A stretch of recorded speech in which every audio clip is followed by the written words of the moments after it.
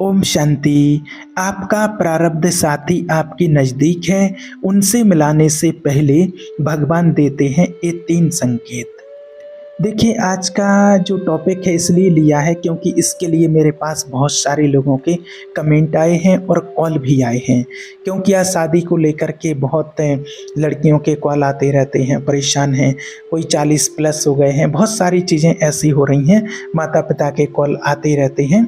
तो अभी यहाँ सबसे बड़ी बात जो आती है सामने वो ये है कि काफ़ी ज़्यादातर लड़कियों ने ये बोला है कि आजकल जैसे हम जीवन साथी ऐप पर या और किसी पर भी मिलते माना बातचीत होती है, एक दूसरे से, लड़के से लड़की से शुरुआत होती है, तो उस टाइम पर बहुत सारे लड़कों से बातचीत होती है, बहुत सारी लड़कियों से बातचीत होती है।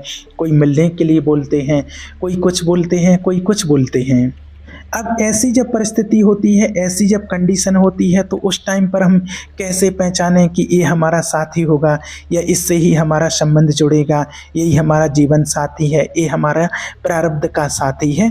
तो ऐसे में हम उनको कैसे पहचान सकते हैं, किस तरीके से उनसे बातचीत करना चाहिए, किस तरीके से उनसे मिलना चाहिए, क्योंकि वहाँ तो बहुत सारे लोग होते हैं, बहुत सारे लड़के मिलने के लिए बोलते हैं, कोई किसी तरह की बातचीत करते हैं। तो आज आपको इसीलिए ये 3 संकेत बताते हैं कि अगर सामने वाले को मिलने से आपको ये 3 संकेत मिलते हैं, इस तरह की फीलिंग आती है, तो आप समझ जाएंगे कि ये आपका साथी है, ये जीवन साथी है। सबसे पहली बात चीज़ है कि देखिए, जो भी हमारे जीवन में होता है उसके जिम्मेवार हम खुद ही होते हैं। जो भी हमारे जीवन में होता है उसका कर्म हमारा कहीं ना कहीं बीज होता है और वो हमने कभी ना कभी बोया था।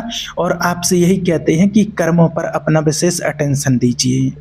तो देखिए, आज जो मेन टॉपिक पर आते हैं कि आपका प्रारब्ध साथी कहाँ है और आप उसको कैसे ढूंढेंगे, कैसे आपको पता चलेगा कि यही आपका जीवन साथी है जो इनके साथ जो मेरा इंतज़ार कर रहा है। देखिए, क्या आपने कभी सोचा है कि बहुत सारे और कई लोगों ने ये भी पूछा है मेरे से कि जब वो इंसान जिससे शादी होनी है, जब वो हमारे सामने आएगा तो उसको पहचानेंगे कैसे, और ये मेरा जीवन साथी है और इसी से मेरा जो रिश्ता बनेगा। तो आज इस वीडियो में आपको यही बताएंगे कि आपका जो वास्तविक साथी है उसको आप ढूंढोगे कैसे, और जब वो आपके सामने आएगा तो आपको कैसे पता चलेगा। क्योंकि देखिए, ईश्वर भी कुछ संकेत देते हैं और उन संकेतों को जब आप पकड़ोगे, जब आप जानोगे, तभी आपको पता चल पाएगा कि ये ही मेरा प्रारब्ध साथी है। तो आज इसको अच्छे से समझिएगा। इस वीडियो में आपको कर्मों के ऊपर भी सारी बात बताएंगे कि आप जो पिछले जन्म में कर्म करके आए हो और उसके अनुसार ही आपका जो साथी है वो डिसाइड होता है, और वो अगर आपके सामने आ गया तो आप उस साथी को कैसे पहचानोगे। देखिए, जैसे ही आप किसी के नज़दीक पहुंचते हैं, जो आपका पूर्व जन्म का कुछ लेना देना कार्मिक अकाउंट होता है या ऋण चुकाना होता है, तो आप हमेशा देखना, जब आप किसी से मिलोगे, किसी लड़की से या लड़के को देखने जाते हो, तो सबसे पहला जो संकेत मिलता है कि आप एक आकर्षण फील करते हो, है ना, एक चुंबकीय आकर्षण। इसमें क्या होता है, सबसे पहली बात आप याद रखना कि इसमें आपको किसी की, चाहे लड़का हो या लड़की हो, उसकी शारीरिक जो सुंदरता होती है, उस शारीरिक सुंदरता से आपका कोई मतलब नहीं होता है। आप उसकी जो बाहरी सुंदरता होती है उसको आप इग्नोर कर दोगे और आपको एक आकर्षण फील होगा, और वो आकर्षण या तो भावनात्मक रूप से होगा या आत्मिक रूप से होगा। मतलब सोल टू सोल कनेक्टिविटी आप फील करोगे। आपको ऐसा लगेगा कि मैं इसको अभी मिला हूँ, लेकिन मुझे लग रहा है कि मैं तो इसको पहले से जानता हूँ। माना आपको ऐसी फीलिंग आएगी कि मैं इससे पहली बार नहीं मिल रहा हूँ, मैं तो इससे कई बार मिल चुका हूँ, ऐसी आपको फीलिंग आएगी। माना आप बहुत लोगों से मिलते होंगे और आप रोज़ ही लोगों से मिलते हैं, लेकिन आपको ऐसी फीलिंग आएगी किसी एक व्यक्ति से मिलकर के आपको ऐसा लगता होगा कि शायद मैं इससे पहले मिल चुका हूँ, पहले मैं इससे बात कर चुका हूँ। तो जब आपके जीवन में आपका प्रारब्ध साथी आएगा तो सबसे पहला जो निशानी आपको ऐसा ही लगेगा। ये आपका पहला संकेत होता है जब आपको ईश्वर कुछ इशारा देना चाहते हैं कि आपका यही प्रारब्ध साथी है। दूसरा संकेत, जब आप उस व्यक्ति से बात करोगे तो जब जीवन को लेकर के एक माइंडसेट होता है, कि यात्रा होती है कि मुझे अपने जीवन में क्या कहना है, कि मुझे जीवन में क्या कहना है, बहुत सारा पैसा कमाना है या समाज सेवा करना है या भगवान की भक्ति करनी है। कुछ लोगों का ऐसा माना कुछ ना कुछ रहता है प्राइवेटी लाइफ में कि मुझे ये करना है। तो जब आप उस साथी से बात करोगे तो जो आपका माइंड सेट है वो आपकी कूल लेवल पर आएगा। माना आपको ऐसा लगेगा जो दोनों की सोच एक दूसरे से मिलती जुलती होगी, एक दूसरे की भावनाएं मिलती जुलती होंगी और आपको ऐसा लगेगा कि हमें कुछ अपने जीवन में करना है। कोई प्रोफेशनल होगी तो हम कुछ सोचेंगे कि अपने जीवन में हमें ऐसा ऐसा करना है। कोई मान लीजिए अगर डॉक्टर है, दो डॉक्टर आपस में मिल जाते हैं तो किसी एक का माइंड सेट रहेगा कि मुझे क्लिनिक सेट करना है या मुझे बहुत पैसा कमाना है, जीवन में एक्सप्लोर करना है, घूमना फिरना खाना पीना ये सारी चीज़ें, पैसा जोड़ना है। अगर दोनों का माइंड सेट एक जैसा चल रहा है तो ये भी एक संकेत होता है कि आपके जीवन की यात्रा सेम हो सकती है। या कुछ ऐसे भी लोग होते हैं कि इनका मोटिव माना ये नहीं होगा, वो आध्यात्मिक से जुड़े हुए होंगे। उनका मोटिव ये होगा कि पैसा कमाना तो है प्यारिटी, लेकिन साथ साथ जो लोगों की छोटी छोटी मदद करोगे और सेवा करोगे तो वो जीवन का मेन उद्देश्य होता है। और वहाँ पर भी आप soul to soul connectivity feel करोगे। चाहे वो इंसान कुछ बोल रहा होगा तो भी आपको अच्छा लगेगा और वो आपके माइंडसेट के अकॉर्डिंग भी अगर बात नहीं बोलेगा तब भी आपको उसकी बातें अच्छी लगेंगी। मतलब कि वो आपकी रिस्पेक्ट करेगा क्योंकि वो आपको भी बोलने देगा। ऐसा नहीं कि आपको रोक देगा कि आप नहीं बोलो और अपनी सोच को थोपेगा कि नहीं तुम्हें जीवन में बदलाव करना पड़ेगा, ऐसा चलना पड़ेगा, नहीं। और अगर ऐसा है तो वो आपका फिर जीवन साथी बनने के लायक नहीं है। और जहाँ माइंडसेट एक जैसा होता है, क्वालिटी लगभग एक जैसी होती है, एक दूसरे की बातों का सम्मान करोगे तो आपकी बातों को सुनेगा तो समझ लेना कि आपके लिए दूसरा संकेत है कि जीवन की यात्रा सेम है। प्लस वो आपकी लाइफ की रिस्पेक्ट भी कर रहा है, आपको भी सुन रहा है। और कोई बात को माना आपकी काटता नहीं है कि जैसे आपने बोला कि मुझे जीवन में ये कहना है तो उसने बोले नहीं कि नहीं आप मेरे अनुसार चलना। और अगर जो बोलता है नहीं तुम मुझे मेरे हिसाब से चलना पड़ेगा, जैसा मैं बोलती हूँ वैसा ही चलना पड़ेगा या ऐसे रहेगी, तो समझ लेना कि ये आपका जीवन साथी बनने के लायक नहीं है।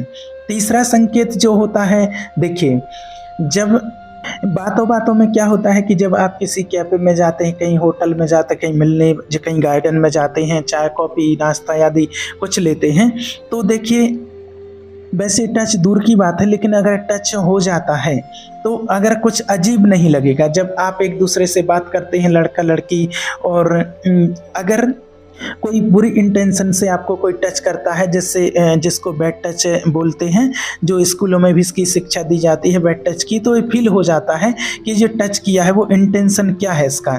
लेकिन जो प्रारब्ध साथी होते हैं अगर वो टच करेगा भी आपको तो आपको वहाँ एक सोल से कनेक्शन फील होगा। आपको लगेगा कि ये जो तरंगें जो एनर्जी फॉर्म में आती हैं जब किसी को ऐसे टच करते हैं, जैसे सेंसेशन होता है, इंद्रियाँ होती हैं, टच की इंद्री जो होती है वो महसूसता होता है अंदर तक।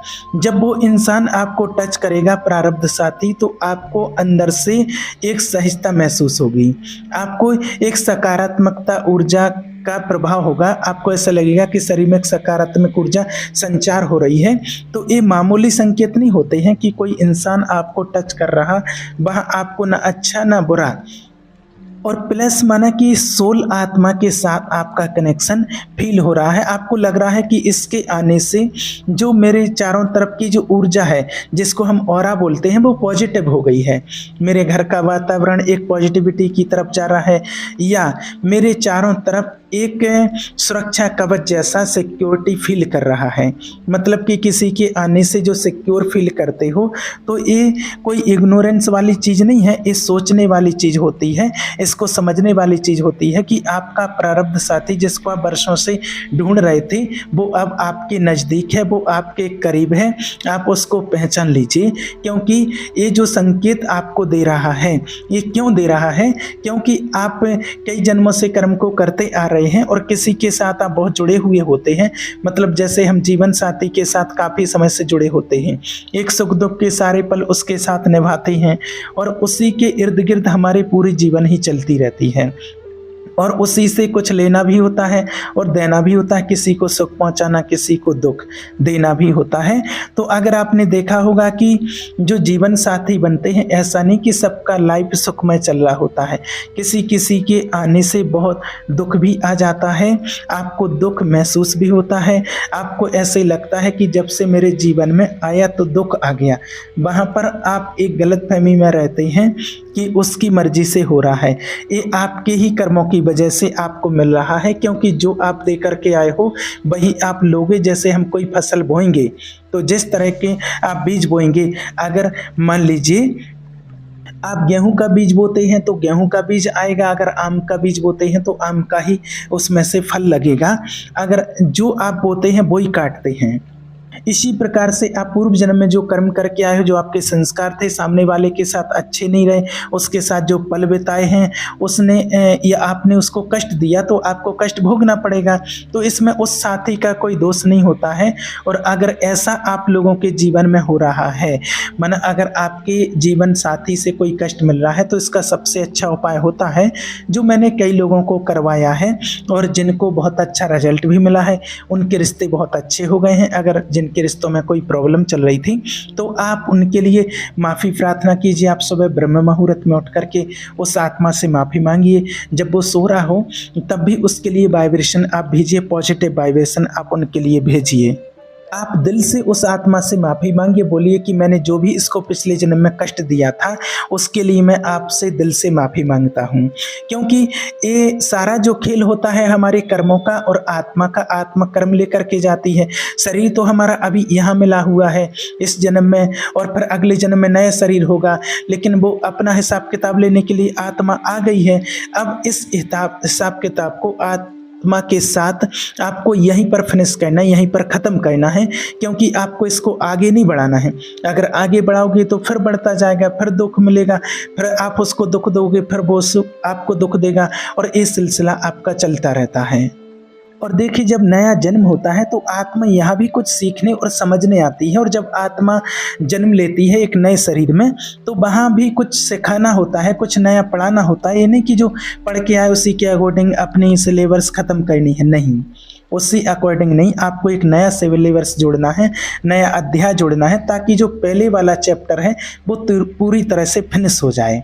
तो ये संकेतों को, जो भी आपको ये 3 संकेत बताए हैं, उन संकेतों को जब आप पकड़ोगे तो जो आपका प्रारब्ध साथी है, जो आपको मिलने वाला है, या फिर कोई ऐसा होता है कि जिसको मिल नहीं रहा है, और अधिकतर लोगों की मेरे पास यही कॉल आते हैं कि 40 प्लस हो गए हैं, 35 प्लस हो गए हैं, माना कि 30 के प्लस तो बहुत सारे केस हैं, माना ऐसी लड़कियां हैं।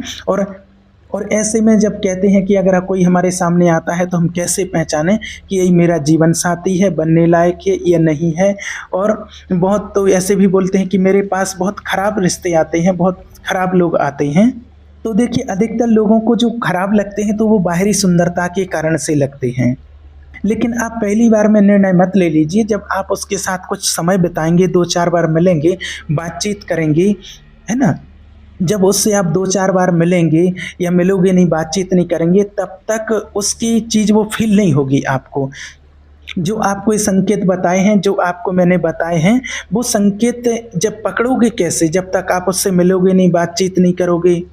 इसीलिए तो सारे नियम बनाए गए हैं कि शादी के पहले आप मिलोगे, बातचीत करोगे, उस व्यक्ति से मिलने की कोशिश करते हो। लेकिन आजकल वास्तविकता क्या है कि इन सारी चीज़ों के भूल करके और बस वास्तविक बाहर की सुंदरता, बाहरी आकर्षण है, बाहरी उसका रुतबा है, पैसा है, पद है, प्रतिष्ठा है, इन चीज़ों पर ध्यान देते हैं। लेकिन देखिए, आपको एक बात बताएं कि शारीरिक सुंदरता जो होती है वो कुछ समय के बाद ढल जाती है, आपने अच्छे से समझा है। और जीवन में आप जो जीवन साथी बन रहा होता है उसकी छोटी छोटी बातों पर आप ध्यान देते हैं, लेकिन जो मेन पॉइंट होता है, मेन उद्देश्य होता है, उसके ऊपर आपका ध्यान नहीं जाता है कि मुझे बहुत पैसा कमाना है, मेरी जॉब पर ध्यान देना है, या फिर कोई मुझे ऐसी फैमिली, अच्छी फैमिली चाहिए, तो उन चीज़ों पर ध्यान देते हो। तो इन चीज़ों पर ध्यान ना दे करके आपको मैंने जो बताए हैं, इन संकेतों को आप महसूस कीजिए, तो आप अपने जीवन साथी को बहुत सहजता से ढूंढ सकते हैं। ठीक है, इसके बारे में कुछ और जानना हो तो आप मुझे व्हाट्सएप पर कॉल या मैसेज कर सकते हैं या कमेंट बॉक्स में भी मैसेज कर सकते हैं। ओम शांति।